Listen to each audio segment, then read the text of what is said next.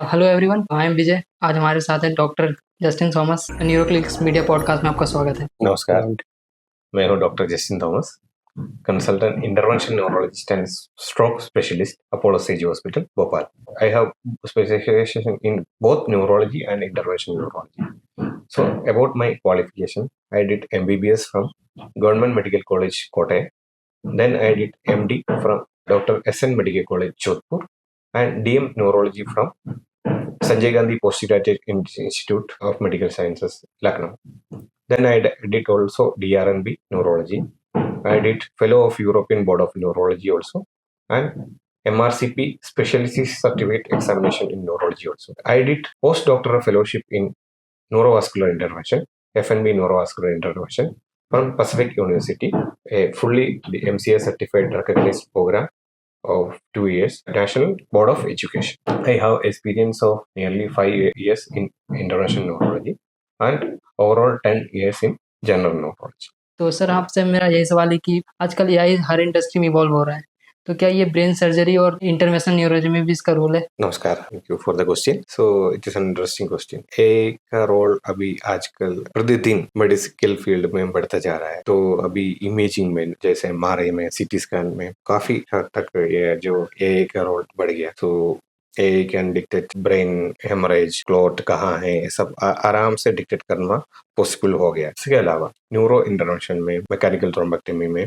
कौन सा आर्टरी में टारगेट करना है, वहाँ क्लॉट हो सकता है, ब्रेन इमेजिंग लेके, और थ्रोम्बेक्टमी में किस तरफ प्रोसीड करना है, और ब्रेन रप्चर का केस में एन्यूरिज्म को देके मल्टीपल एन्यूरिज्म वाला केस है, उसमें कौन सा एन्यूरिज्म फटा है, ऐसे हमको आइडिया मिल सकते हैं ऐसे. और न्यूरो इंटरवेंशन भी एक तरफ रोबोटिक होने वाला है, मतलब विदाउट रिमोटली बैठ के न्यूरो इंटरवेंशन करने का भी एक डेवलपमेंट हो रहा है आजकल. अभी न्यूरोलिंक चिप आजकल आ रहा है मार्केट में, क्या ये असल में ब्रेन के लिए हेल्दी है या फिर ये कुछ इम्पैक्ट डाल रहा है हमारे ब्रेन पे? न्यूरालिंक अभी तक मार्केट में तो नहीं आया. It is still under human trial. तो basic preliminary studies good results बता रहे. Congenitally blind patients, congenitally hearing problem, उनको मतलब न्यूरालिंक से कुछ बेनिफिट स्टडीज में बता रहे. मार्केट में कितना सक्सेसफुल रहेंगे अभी का फेस में मैं बताने के लिए कैपेबल नहीं हूँ, क्योंकि अभी भी इसका ह्यूमन ट्रायल्स चल रहा है. एक साइको न्यूरो क्वेश्चन है. बेसिकली हमने जैसे एक बुक में पढ़ा था, पावर ऑफ सबकॉन्शियस माइंड. इसमें बताया गया था कि हम एफर्मेशंस ट्राई करें तो अपने लाइफ को चेंज कर सकते हैं. जैसे अपने पीक आवर्स सोने से पहले या फिर उठने के जस्ट बाद अगर कुछ चीज पॉजिटिव बोलते हैं तो अपने हमारे लाइफ में इम्प्लीमेंट होती है. तो क्या ये ट्रू है? यस, पावर ऑफ अफर्मेशन, ये बहुत सच है. जो एक चेंज लाना, फर्स्ट चेंज कहाँ लाना, वो माइंड पे लाना है. थॉट प्रोसेस होता है और बार बार वो रिपीट करते हैं ब्रेन के अंदर. तो ब्रेन की जो ऑटोमेटिक मैकेनिज्म है वो कैसे भी उस प्रोसेस को पूरा करो. तो डेली अफर्मेशन से हम क्या होता है, हम अपना कॉन्फिडेंस लेवल बढ़ाते हैं और हमारा माइंड को एक टारगेट में ले आते हैं. तो if A thing is repeated again and again 21 days, it become a habit. If you really want anything, आपका माइंड को पहले सेट करो तभी होगा. माइंड को रिपीटेटिव करो और अफर्मेशन करो. You can do it. Alchemist में बोलते हैं, if you really want to achieve anything, आपको कुछ भी चीज आप बहुत चाहते हैं, with effort the nature itself will bring it that to you. Brain का पावर अनइमेजिनरी. तो अफर्मेशन वर्क्स. सर, हम ब्रेन क्लॉट को बिना सर्जरी के कैसे ओपन से हम सही कर सकते हैं? ये जो ब्रेन की क्लॉट को निकालना विदाउट ओपनिंग द स्कल, इसको हम मैकेनिकल थ्रोम्बेक्टमी बोलते हैं.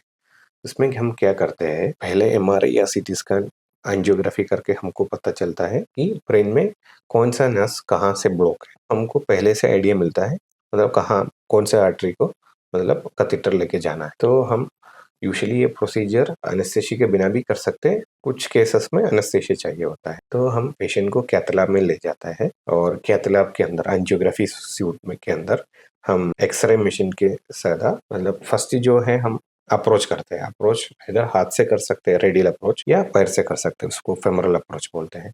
उसमें हम एक 18 गोज का एक नीडल डालते हैं. फिर वो नीडल के थ्रू एक शॉर्ट शीट डालते हैं, शॉर्ट शीट बोलते हैं. उसके अंदर हम लंबा कैथेटर डालते हैं, 80 सेंटीमीटर 90 सेंटीमीटर लॉन्ग. वो ब्रेन की जो जाने वाला कैरोटिड आर्टरी तक पहुंचते हैं, और उसके अंदर हम और छोटा कैथेटर डालते हैं, एस्पिरेशन कैथेटर बोलते हैं. वो ब्रेन के अंदर तक पहुंच जाता है और एक छोटा सा डिवाइस होता है, माइक्रो कैथेटर के थ्रू हम उसको इंट्रोड्यूस करते हैं, उसको हम स्टेन रिट्रीवर बोलते हैं। तो स्टेन रिट्रीवर और एस्पिरेशन कैथेटर दोनों को यूज करते हैं कभी कभी, या एक एक यूज करते हैं। तो उसको स्टेन रिट्रीवर से वो क्लॉट पकड़ते हैं, या हम एंजियोग्राफी के थ्रू हम देख पाते हैं कहाँ हम क्लॉट है, और स्टेन रिट्रीवर के थ्रू और एस्पिरेशन कैथेटर के थ्रू वो क्लॉट निकाल जाता है, और विदाउट ओपनिंग सिर्फ ये फेमोरल आर्टरी में एक छोटा सा नीडल डालना होता है। Got it sir. हमारा नेक्स्ट क्वेश्चन है कॉग्निटिव फटीग के बारे में, कि हम फिजिकल फटीग तो सबको हो जाता है, पर कॉग्निटिव फटीग भी होते हैं जो बहुत सारे लोग अनअवेयर इससे। यस, कॉग्निटिव फटीग या brain fog, specially young population में, यंग पेशेंट जो हाई प्रोफेशनल वर्क करते हैं उनको रूटीनली होता है। क्या है ये brain fog, cognitive symptoms? Suddenly कोई इंसान को फीलिंग, थॉट प्रोसेस है तो थोड़ी टाइम के लिए डिस्टर्ब रहता है, और कॉन्सेंट्रेट नहीं कर पा रहा है, और फटीग मतलब जल्दी थक जाता है, और मेंटली हाई डिमांडिंग, मेंटल मतलब ब्रेन का जो डिमांड ज्यादा है उस एक्टिविटी नहीं कर पा रहे। तो एक ये इसको हम ब्रेन फॉग कहते हैं।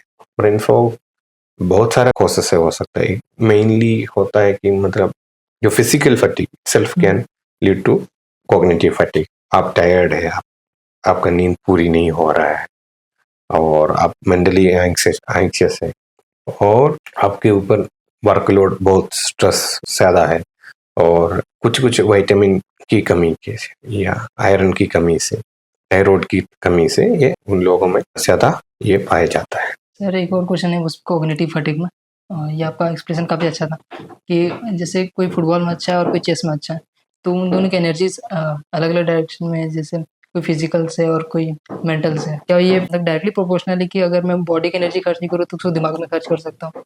आपको कोई भी फील्ड में अच्छा होने के लिए एक तो जेनेटिक स्किल्स वो तो ऑब्वियसली हेल्प करते हैं, दूसरा practice, skill plus practice use to perfect output. तो आपको किसी फील्ड में शाइन करना है तो आपको एक स्किल होना चाहिए। अगर स्किल नहीं है तो आप बहुत प्रैक्टिस करो, वो स्किल डेवलप करो। तो ये दोनों चीज इम्पोर्टेंट है। ऐसे नहीं कि मतलब मेंटली कॉग्निटिव एफर्ट्स ज्यादा है तो फिजिकली आप वीक हो जाएगा, ऐसे नहीं है। वो दोनों आपका कौन से पे फोकस ज्यादा है उससे हिसाब से वो डेवलप होता है। Thank you sir, it's such a wonderful session with doctor Justin Thomas sir. हमारे पॉडकास्ट को यहीं विराम देते हैं, मिलते हैं अपने अगले पॉडकास्ट, तब तक के लिए स्टे ट्यून्ड। Thank you.